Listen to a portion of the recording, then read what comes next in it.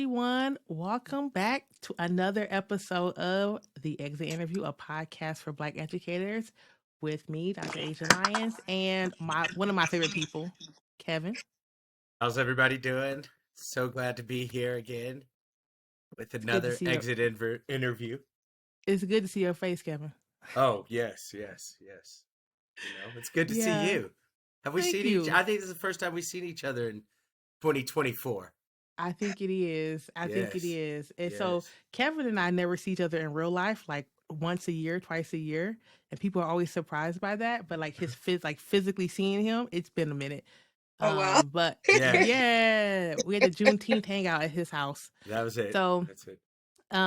We have a guest today, Brittany. So Brittany is going to tell us all about herself, Brittni Joy. I'm going to read her bio. We're going to talk a little bit about her, like how we met, and then we're going to jump into these questions. So first thing, Brittni Joy is a woman who lives a life of purposeful integrity. As a Denver native, she grew up in a neighborhood that promoted the nurturing of community, a belief in collaboration, and placed a large input in expression and creativity. She has used these skills to develop a platform that builds upon the use of connectivity in business and beyond. Having lived abroad for almost a decade, which we're going to talk about, Brittany brings a very diverse cultural mentality to her workshops and speaking engagements. She understands that culture, experience, knowledge, and empathy are the pathways to create a more cohesive community. Brittany has experienced over 45 countries to date and knows that the large... But that's okay. 47? I just told her all before we started recording, girl, get your bio together. Love that. Hey, when you live in it, it changes. It changes. It does. Let's hope. But we hope so. That's right. Like my life keeps getting amazing. So that's right. Oh, I love that. 47 countries to date, and knows that the largest connector globally is empathetic engagement. Brittni Joy has a BA from Spelman College, who just received a major donation of $100 million. $100 million. So largest excited. HBCU history. So excited. Located in Atlanta, Georgia, USA in child development, and an MA in business administration from the University of Roehampton, London, UK. She also has a hospitality management certification from Florida Atlantic University in Boca Raton, Florida, USA. Her educational achievements have led her to understand and explain a wide variety of topics to be able to provide insight and consultation on said topics. Her strength is justice, equity, diversity, and inclusion, JEDI. Brittni Joy understands that with a focus on JEDI, the empathy is second nature in any organization. Empathetic engagement is a platform that is a component of every workshop and event that she conducts. Having the courage to see others in conversation, community, and alliance provides growth in self and others. Providing these engaging opportunities is what Brittni Joy stands for. Welcome, Brittni. Thank you. Thank you for having me. Of course. So Brittni and I met at the Clayton. The Clayton is a club, like how would you describe it, Brittni? So we call it like a private members only social club. You bring people together to become more social, and yes.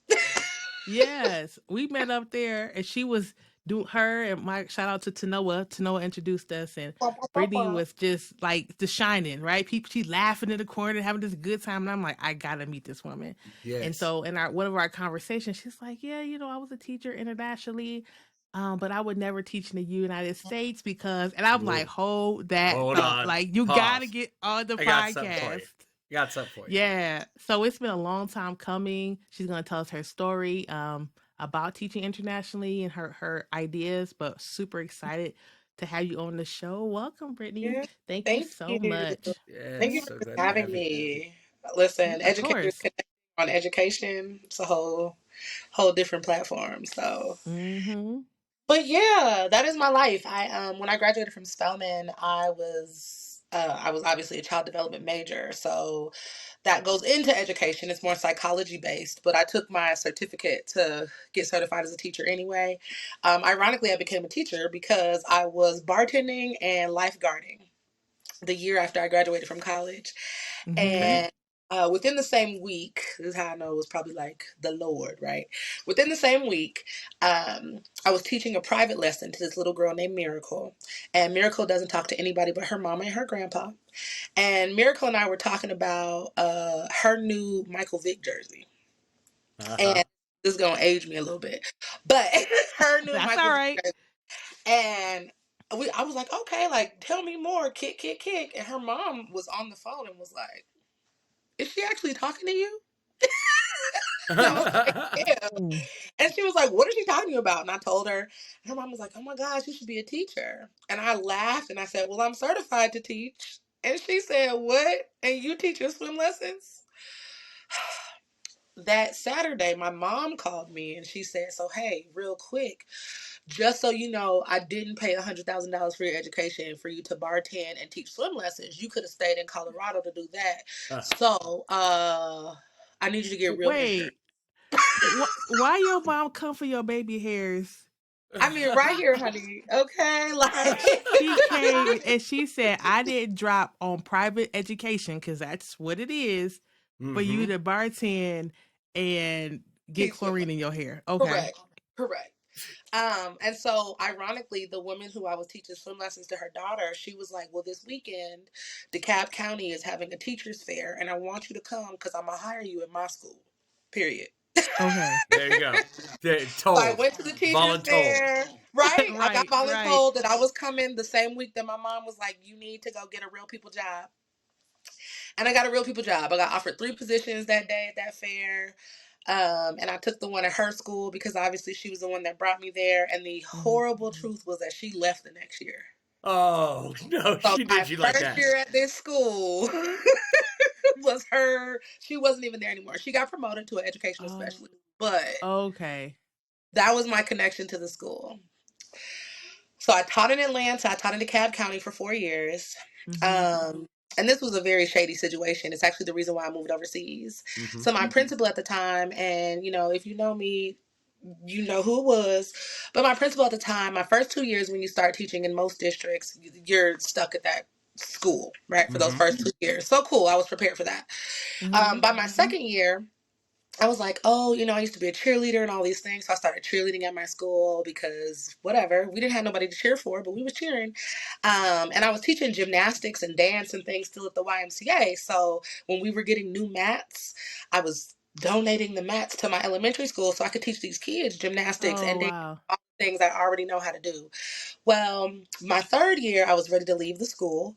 And when the transfer portal opened, my principal put me on a PDP. So I couldn't transfer. Tell our guests what a PDP is. This is a professional development plan. It means that you have to meet all of the criteria before you can be removed from this professional development plan. And you are not allowed to transfer to a different school when you are placed on a professional development plan. In Georgia, is there like 3 years and you meet that non-probationary period? Is that part of it there? Like, that's how it is here. Kind of. So like you have the 2-year period where like you have to be at this school. That third year is the year where once they open that transfer portal, you can go to any other school. Anywhere. Yep. However, she put me on the PDP literally 3 days before transfer portals open and took me off 2 days after.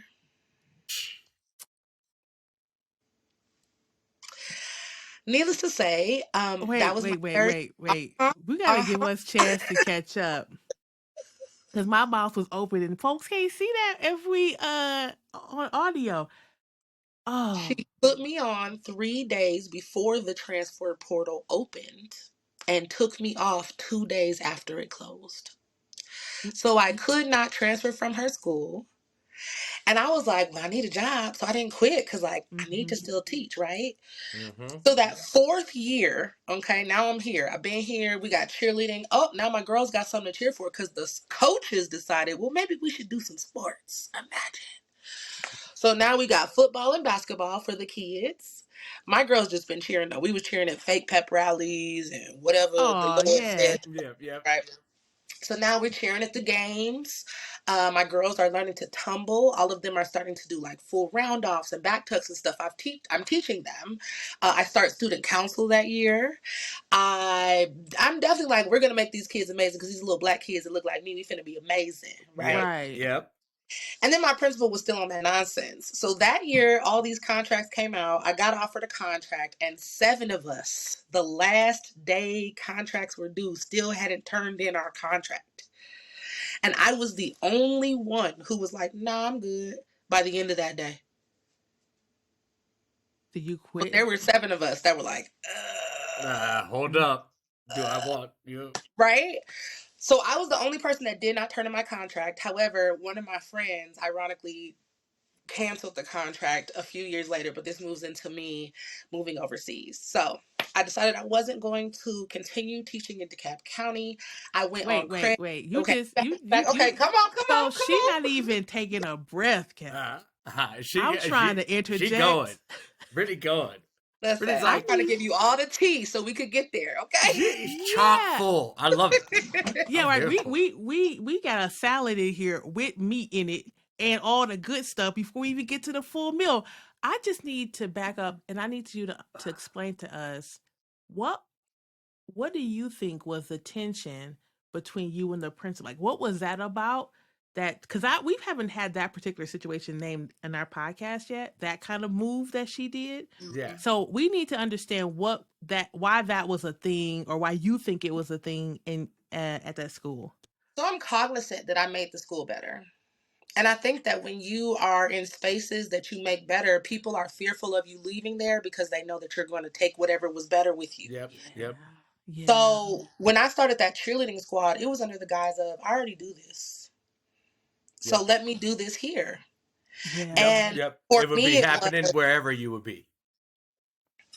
We cheering. That's part of what you get when you get Brittany. Correct. Yeah. Right. And for me, it was, by my first year, like our cheerleading was like these little t-shirts that I got printed and like some wear your jeans, right? But my second year, like, we wearing flyaway skirts, okay? Conniving on 3-way tumble down the road. Like, this is who I think big all the time. Think big. Yes. And I think that my principal enjoyed the bigness while being fearful of how great that was going to be. I was also young, so I know that me and her was like, she was a little older, and I was like, well, sis, you're not going to tell me. Especially after my first year when my first graders had the highest reading scores. Like, you're not going to keep telling me what I'm not doing right, and my test scores are showing differently. Like, my students are showing you differently. And even for my cheerleaders, the example was my second year, I created a contract. And that was for my kids and my parents. Let me tell you what you not gonna do is embarrass Miss Ware. So with that in mind, we don't do C pluses or lower. So you're going to have to have that plus. I'm the first person that looks at your report card before your parent sees it. I get to talk to your teachers about your behavior. Please note that the whole squad suffers when you suffer. So we're not suffering together. I need you to get it together. And on top of that, you do not get to cheer for me or with me if these things happen. You sign it, your mama signs it, so everybody on the same accord. Can't nobody come back and be like, why you suspend her? Because you got to see. And you knew that when we started that we don't do that. So my principal saw the effort, the parents love on me. Oh my God, Miss Will, all the things, right? And I think that sometimes, especially, and I think Asia, you and I have talked about this a little bit, but especially in our Black community, elder Black people struggle with being able to look at how great you can be and then propel you further into it. Because they are threatened by what might happen to them if you excel. And I get it. The irony of me being able to teach humanness in my company that I do own is understanding the historical context, the reasons behind things, and the reason to connect the dots to show you the why. In the past, you all wouldn't have been promoted in these high-level positions because they only have space for one Black. Right. They only have space for one smart Black. They only have space for one talented Black. So cool, I get it.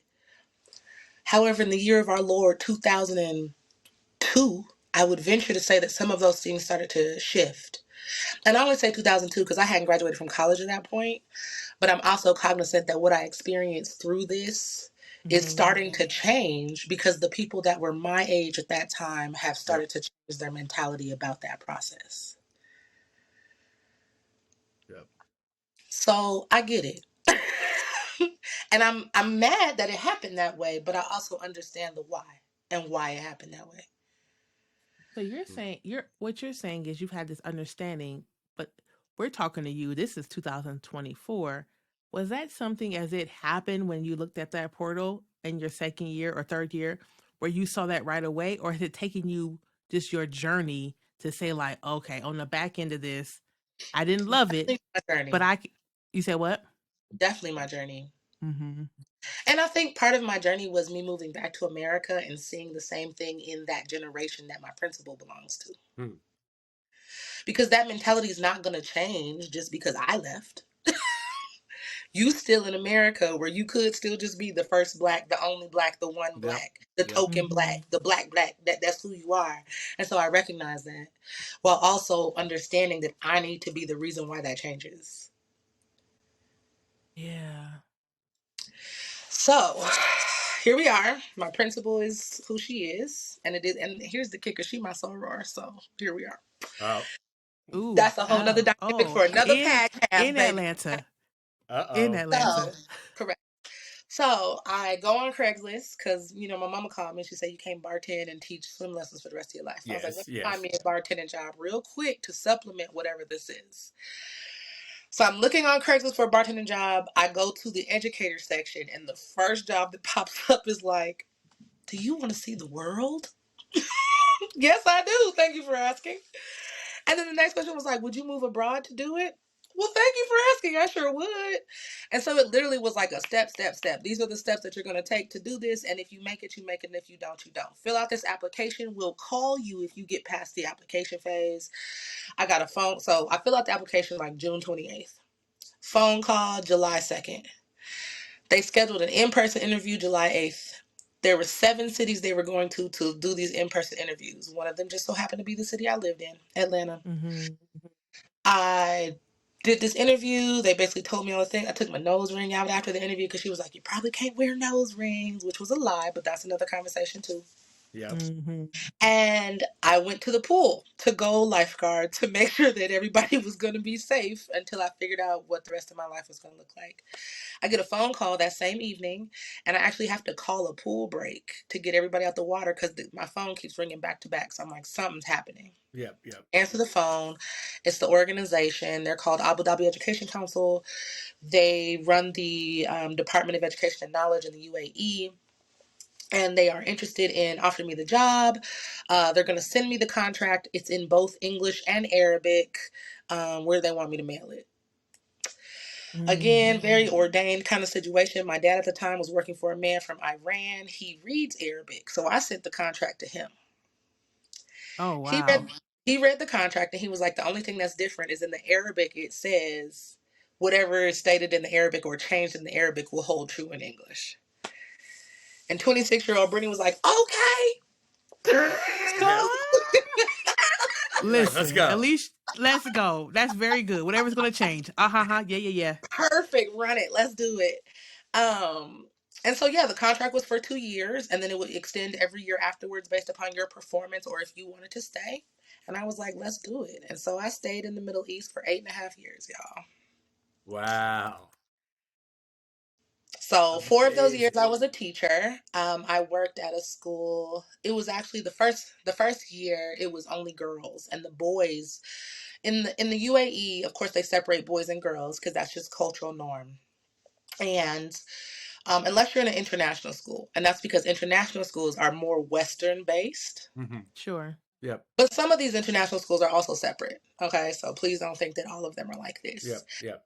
But they were in the middle of an education reform. So they started this reform in 2009. They were bringing over native English speaking teachers. And the reform was lit when it first started. Like, they pay for you to fly there. They pay your housing. They give you $5,000 to furnish your house. They pay your medical expenses full out. They pay for you to fly home once a year. And not like, here's a ticket, but like, here's $3,000 because that's how much it costs for you to get back to America. Have a great day at the end of your check. Of course, they pay all your rent. They pay like everything.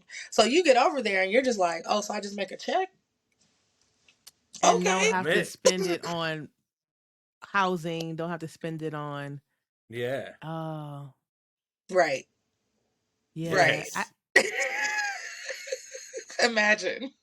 And Mm-hmm. and I think that maybe, and I have a good friend, just called Francis, who teaches in Berlin, and my good friend Effie also teaches abroad, and they've talked about that. Berlin, Germany, her contract's a little bit different, but still, this idea of it's just totally a different world. And I want to keep talking about this because we went from like 2 years to 8, but I just wanted to pause and say like it's really interesting. The lots of countries, and we've seen this all over, the value people put on education. Education. Yep. Yeah, Compared to the yeah, And and the it. U.S. lack thereof Uh-huh. here. My friend Yeah. Katrina, ironically, so while we were over there, we started this group called Black Americans Living Abroad. We have about Uh-huh. 11,000 members. All right. And to date, right? Like still today, it's still there. And she really started the Facebook page because there were so many of us over there. She was like, we need someplace to go.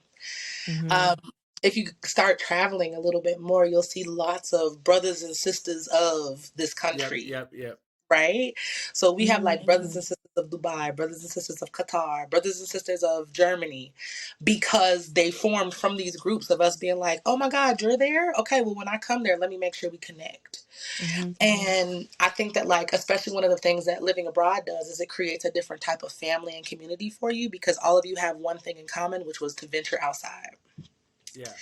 So you Yeah. almost have to like rely on each other because you're like, oh my gosh, this is so new, this is so different. While also being cognizant of like, she's from Detroit and I'm from Denver and she's from Atlanta and he from New York, and all of our experiences in education and everything are different. Yep. Yep. Um, but I will say that having that experience just teaching over there really changed how I approach even education because like I always tell people like kids are kids no matter what country you go to.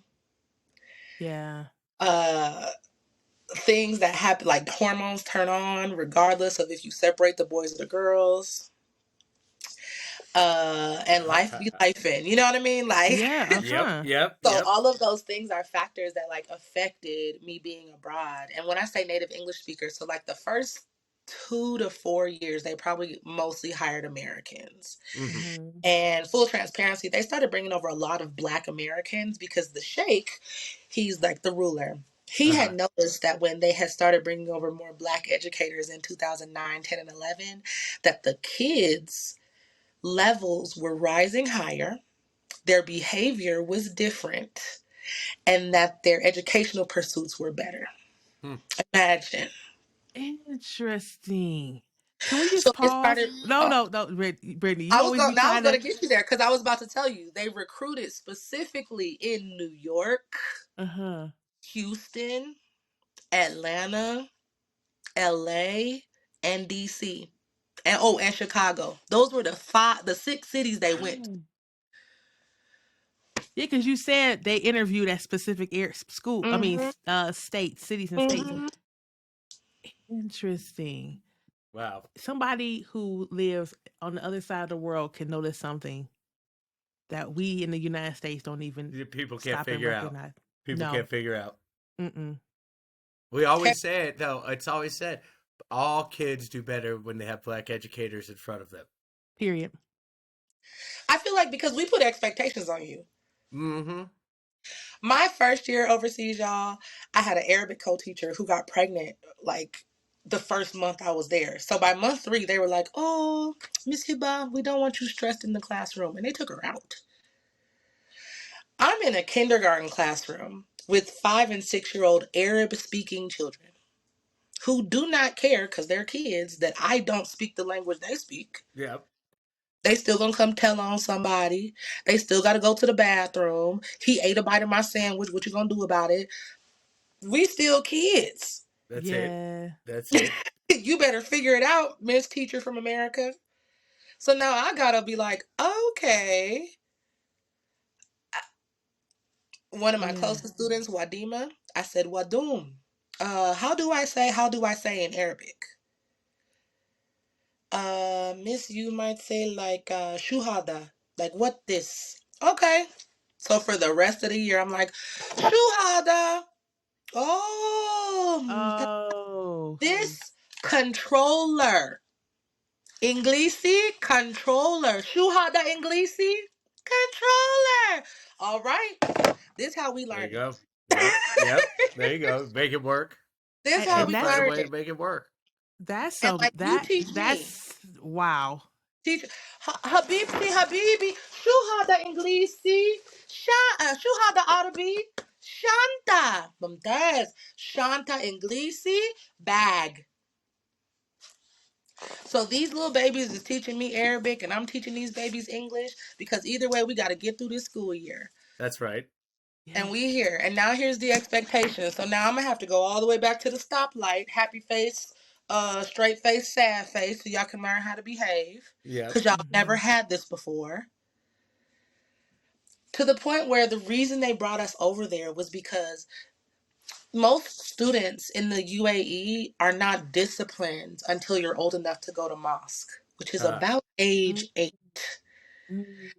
Now, psychologically, we all know as educators by the age of 8, because that's how we get the school to prison pipeline, right? Yep. By the age of 8, it's almost too late, baby. You are who you are. And because I know this, because my degree is in psychology, we're not doing that. We're going to act correctly, which leads to, a year from now, Muhammad's mom coming saying, Miss, you talk to him because in the home, he not listen. And I got to talk to him. Yep. Yeah. You're not about to embarrass me at your house. Now, should I be telling him this, that he's embarrassing me in his house because I'm not coming there? No, but his mom is insisting on it. And so I think that even in my job as an educator, I used to call myself an edutainer because I feel like I have to educate you and entertain you just so you can retain what I'm trying to give you. That's right. And especially for these Arabic speaking students who are learning a whole new language in different subjects. So the reform was native English teachers teach English, math, and science in English to these Arabic speaking students. And the hope is that they would retain it because they did like kindergarten, first grade, second, and then 12th grade, 11th, 10th, with the hope that eventually they would just fuse together. Which kind of did happen and also backfired on them a little bit. Because by the time some of my students that were in kindergarten got to 4th grade, everybody in the house could speak English but their parents. Interesting. Which is what we see when we talk about our first gen students here, right? Where they're going to school and they're learning English and then the parents aren't learning it or not as fast or the vocabulary is not as vast, and then this is what happens. Yeah. And one of the beautiful things is like after my 4th year, I applied to be the head of faculty of a school. And so basically that requires you to be in charge of the professional development, really the educational reform and the curriculum design of the school. And so the school that I got was a preschool through grade 12 school. I had, I think, 12 native English speakers, but I was in charge of 48 teachers. So I had to teach these other teachers. Now, here's the kicker. I had native English speakers teaching English, math, and science grades K through 8. But when we got to 9th, 10th, 11th, and 12th grade, my teachers that taught math and science were native Arabic speakers. And most of them did not have any background in English. Yet the company that we all worked for, all of us worked for the same company, was requiring you to teach math and science in English. So my job was to teach you reform, build your curriculum, and then train you, native Arabic speaker, on how to teach these subjects in English. That's a lot of work. That's a lot of work. And you did that for 4 years? So أنا كلام عربي كلمة كلمة, like I had to learn enough Arabic so that I could understand what they were saying and also be able to communicate with you to tell you what was right or wrong. I was doing classroom observations for all these teachers. I'm like, okay, that was good. I have to bring in a translator to make sure you understand what I'm saying when I tell you what I think is great. Yeah, give you the feedback. Correct. And it's like, you've been teaching for longer than I've been alive, some of y'all. And yet you're like, why is this? First of all, the first thing that, well, who's this African? Oh, wait, she speaks. She's American. Whoa. Yep. That Yep. also speaks to the difference of living abroad, right? Yep. I always Yep. say when I moved back to America after 8.5 years of being gone, it was the first time I felt like a Black woman in almost a decade. Yeah. Interesting. Because for 8.5 years, I was just American. Yep. Sure. Yep. Your I've heard that. nationality mattered more. Mm-hmm. So, man. So, yes, when we met, and I was like, oh, yeah, you'll never see me teach in America again. Why? Because taxes pay teachers, and teachers pay taxes. And I refuse to never pay myself enough. That's outlandish. Yeah. Two, when I got back, everybody was on strike. Yep. Three, I left a country where they at least pay my medical expenses. The least this country could do is pay for teachers to go to the doctor. Mm-hmm. But also, how ignorant is this country that doesn't recognize that you live in this capitalistic, super capitalistic society? And the one thing that the United Arab Emirates prides themselves on is everybody we bring here, we giving them health care. Why? Because if you sick, you can't work. And if you can't work, you can't make us money. So why in this Makes sense. capitalistic society would you not vote for everyone to have health care? Because if you sick, you're not making us money. And all we all want to do in this country is make money. That's right. Mm-hmm. So these are some of my takeaways that I've gleaned. It goes back to even the conversation about my principal earlier. When after the pandemic, I started working for an organization, and the older Black woman in that organization was also very like, oh my gosh, towards me. And she's in Mm-hmm. the same generation as my principal. By this time, though, I'm smart and wise enough to notice these patterns and behaviors and to know that she Mm-hmm. can't help it. That's just what she knows. And a Yep. lot Mm-hmm. of people suffer from ABT. They just ain't been taught the right way. Oof. Mm-hmm. So that's my life. So I have a couple of before I start talking because I'm always the one Yep. talking. Kevin, do you have any thoughts, any questions? I mean, first of all, it's an amazing story, Brittany. You Mm-hmm. know, I mean, I think there's a million stuff ways we could go into it, right? It more in depth. You know, the experiences of being a Black American leaving this country, just in itself, is something that I've always been fascinated with. Um, but also this idea of experiencing education and how education is valued and treated. Um, you know, the importance of culturally responsive education, like is what you were talking about. You know, all of those pieces. Um, but I think it's important to understand that there are different perspectives on education and how we can approach education, and that the United States, as it's held up around the world at times as being like the bastion of the greatest education in the world, is often very far behind. Hmm. And a lot of that too Yeah. is like the little nuances. I remember like one of my really good friends, Sam, I met him over there. He was from the UK and he was practicing law in the UAE for a law firm that he worked for, but he was 24. And I'm like, how are you done with law school? And he's like, oh, I forgot you're American. Okay, Yep. now I'm offended. Yep. Go on. And he's like, well, when we go off to university, we just go straight into whatever we're about to do. You That's right. guys end up taking extra 2 to 3 years of extra classes that you probably should have taken in high school. That's right. And then we go straight into whatever our craft is. So when he And graduated from university, he was 22 with a law degree and Yep. Right. immediately went into working for a law company that within 2 years he was elevated and transferred to Dubai. Hmm. Brittany, can you stop for a second? I need to process what you're saying. So what you're telling me is when they go to college, there's no fluffy classes. No, No. you don't have to retake a bunch of the classes that you are, like you said, Brittany, you should have taken if you hadn't taken. You know, like we have all these 100 level classes that you enter into Yeah. that is the subject of everything that you've already taken. Yeah. And so they just go straight to the meat and potatoes. And we over They here have taking a they have a electives. They have a 13th year in high Yep. school is what it is. So Yep. your 13th year, and if you guys ever watch the show Sex Education on Netflix, it's a very good guide as to how they're really educated over there. Even if it's just like nothing about the education, it kind of tells you what this looks like. But Yep. that Yep. 13th year is almost the year that you do all of those 100 classes and decide what you want to do. Want to do. Yep, yep. If you want to go to a trade school, then you're going to move on to a trade school. If you're going to If you go want to go to to a law school, if you want yep, to go to medical school, that's when yep, you decide 13th year. yep. Okay. I didn't. I don't even. Me lost for words. Oh my gosh, this is great. This is really interesting. So you're back in the U.S. and you've decided not to teach, and what you just said makes sense. And one of the things that we talk about, which you've already really spoken about, but one of the things that we talk about is Black educator retention, right? In U.S. schools specifically.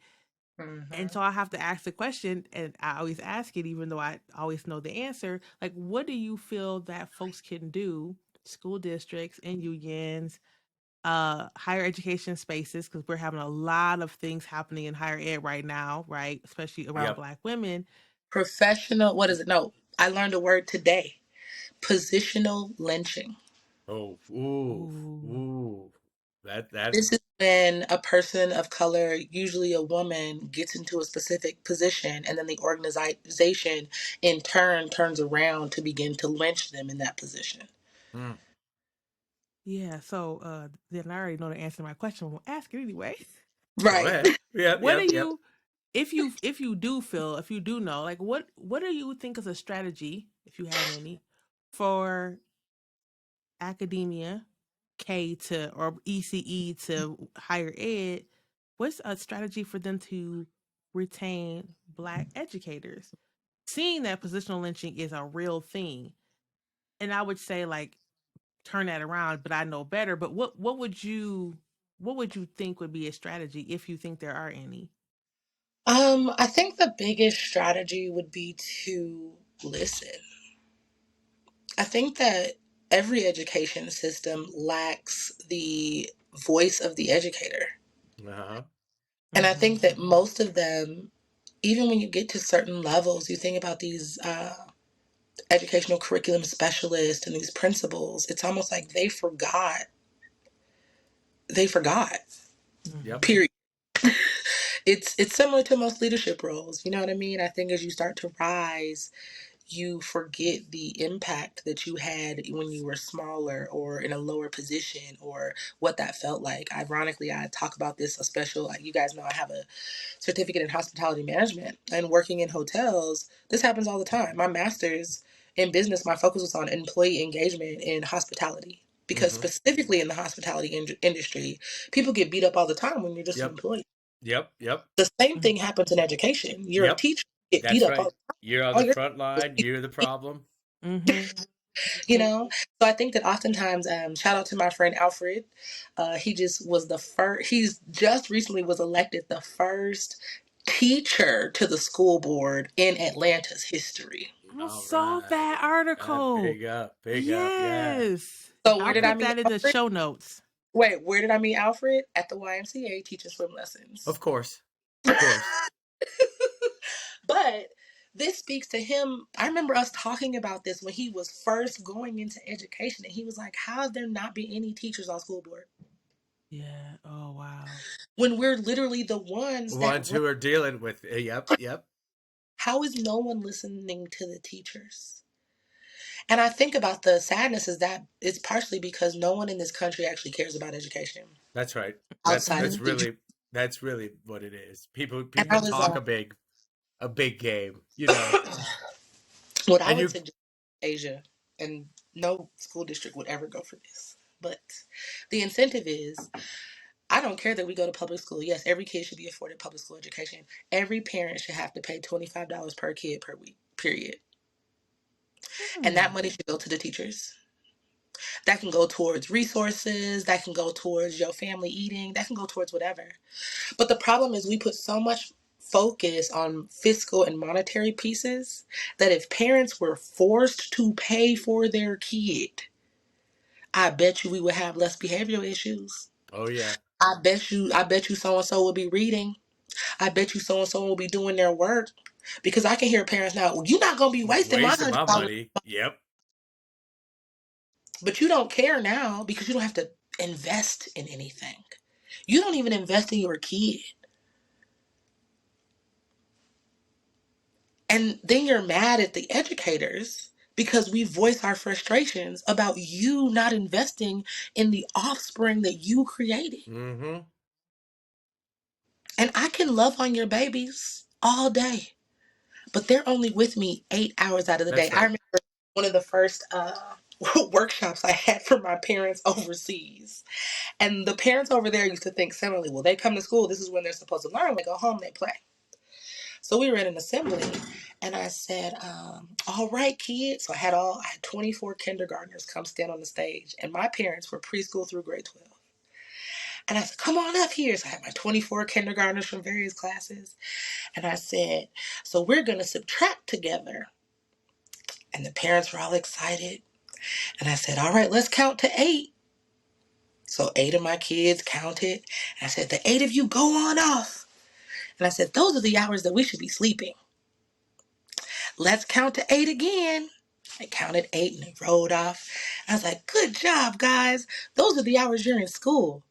All right, parents, how many hours do we have left? Let's count. Well, we got a number. It was 8. Mm-hmm. These are the amount of hours that they're still with you. All right, you all go on.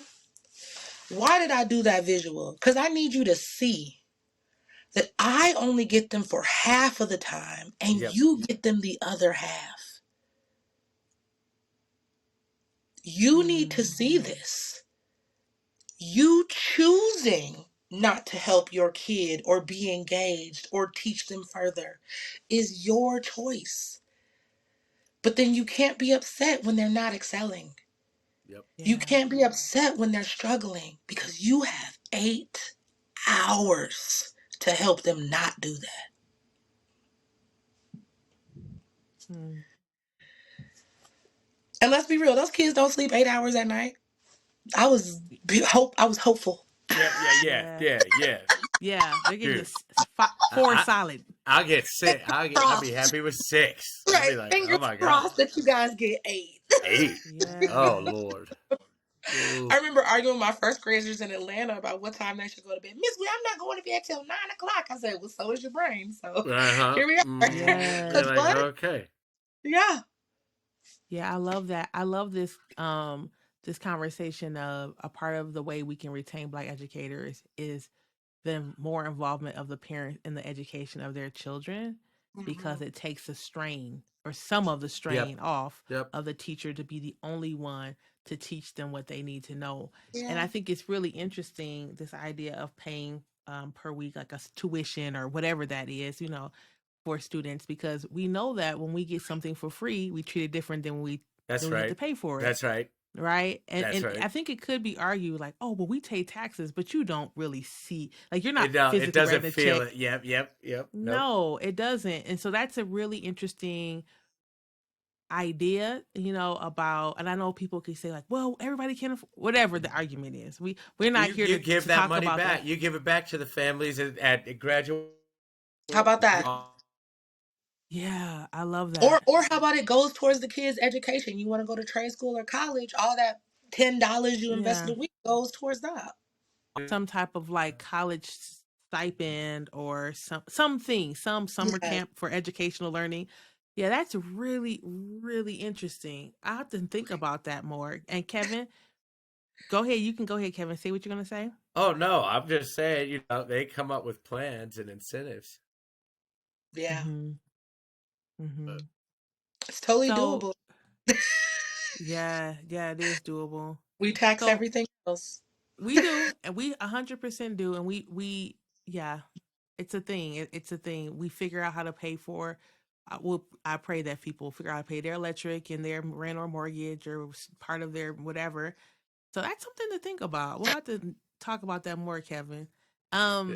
So our last like 3 questions that we ask folks kind of talk about the present, right? And one of the questions that we just started incorporating this is in our 4th season is is there a Black educator that you know or you've been raised or taught by, raised by, whatever, that you like to shout out on our podcast? That's our first. Wow.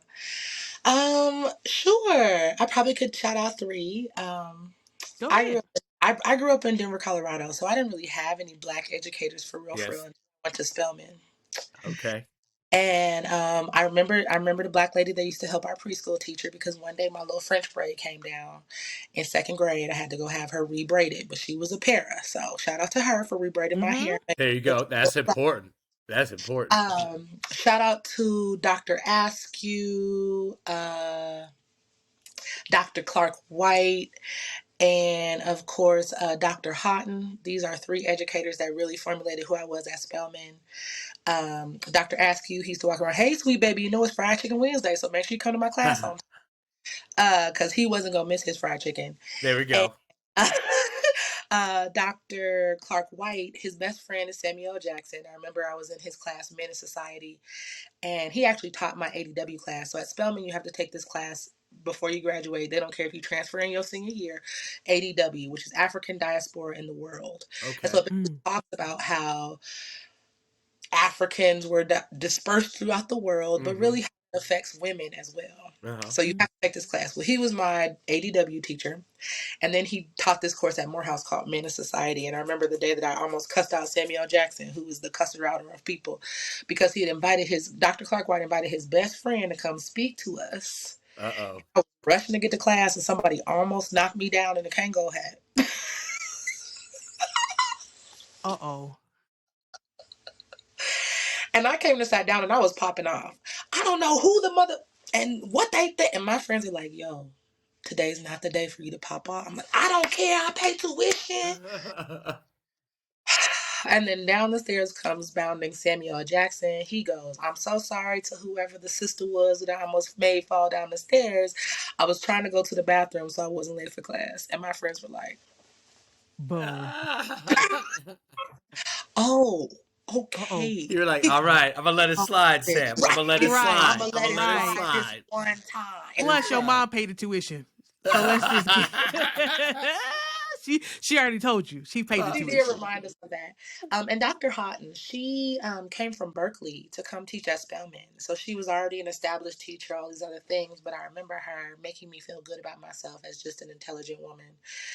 And she was AKA and all the things that I am now. There we go. But she used to tell my friends in college, like, one of your closest friends is one of the best writers I know. So you all should always have Brittany read your papers because she is going to show you better ways to start writing and to make your words come off these pages. And she taught this class called Children's Literature, which I love reading books. I'm very good at accents. I'll tell you guys my British accent later, but she used to tell me, like, you have such a knowledge of children's literature that you will be an amazing elementary educator because you will take these kids to a different road they will never know about. So even now, like, I volunteer at the Tatter Cover here in Colorado, and I just read books to the kids because... Oh, I love that. Love it. Yeah. So shout out to those. They're amazing. Yeah. So you're out here. You kind of hinted about it a little earlier, but you're back. Obviously, you've been back a little bit. Tell us what you're doing now. You're not in the classroom, so what are you up to? Tell us all the things we want to know. I love it. So when I first went back to America, of course, I was trying to figure out how to work like an American because y'all work a lot. And so I started working at a hotel. I started working at the Hyatt, just so I could get used to working again. I left that position. I started working at the National Minority Supply Development Council. I was their regional business manager here. So I basically was in charge of Colorado, Nebraska, Missouri, and Kansas. And I did business development for minority business owners, as well as educating Fortune 500, 100 companies in supply diversity and DEI. When I moved from that space, because I have this master's degree in business, what am I going to do with this, right? As Asia mentioned earlier, we met at the Clayton, so I was kind of headhunted for this position to be their executive director of philanthropy for their philanthropic arm of the Members Club. So it was a brand new nonprofit. They were starting a foundation. They wanted somebody to just kind of like make it be amazing, and they were like, "Hey, Brittany, here you are." So I got that position. I feel like I did amazing work. We started a nonprofit networking night. I would give micro grants to some of the nonprofits in the city that are just doing great work, that most of these wealthier members of the members club could actually learn and do good work for these companies. And so through all of that, I feel like I made a lot of amazing connections and all those other things. I met Asia, I met Tanoa. Both of them were like, you should really just start a consulting company because you know a lot and you can do great work. And one of the things that I really want to do while I'm in Colorado is make big impact. So I started a consulting company. I own Brittni Joy Consulting. The Joy stands for Jumpstarting Opportunities and Yields. That's in every organization. And basically, my focus in this company is to reteach companies, people, organizations, humanness. I think that when we focus on just the human, we offer a greater opportunity than when we focus on what their title and identity is. And not that your identity is not important, but that identity makes you that human.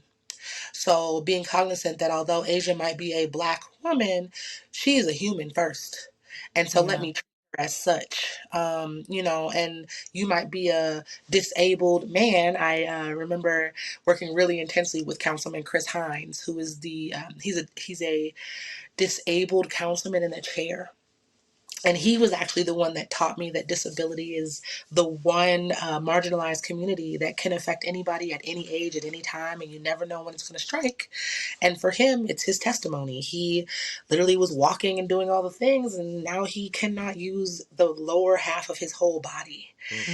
And he got elected a councilman. He taught me so many things about the things that are just wrong in various cities. How many cities, it's legally required for most buildings to be ADA accessible, but who's checking? Yeah. Yep. Like those buildings that are built in 1957 that everybody thinks are so beautiful, who's checking those? No. And so just recognizing how when we start to look at humans fully, we don't mistreat them. And we need to start looking more at humans fully so that we can connect to them. Speaks to my bio of empathetic engagement. It builds community. To have empathy is to be able to look outside of yourself at someone else's situation and try to understand it. And I think that requires self-reflection, which, having moved back to our illustrious America, I notice most of us are lacking. That requires you to have communication and be a little bit more open to what you're used to. And again, moving back to America, I noticed that we are lacking. And that requires you to not be in an echo chamber. And social media has created these echo chambers of individualized silos that do not focus on humans and their needs. So I think that when I started Brittni Joy Consulting, of course, my middle name is Joy, but it was a great opportunity for me to find out ways to jumpstart these opportunities for other organizations to be better.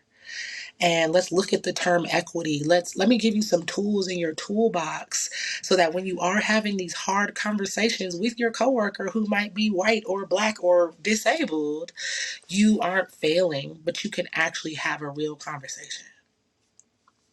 Love that. So I love that. How can people find you or reach out to you if they would like to get some support at their organization? Yes, please. So you can go on my website, www.brittnijoy.com. That's Brittni, because my mama believes in phonics.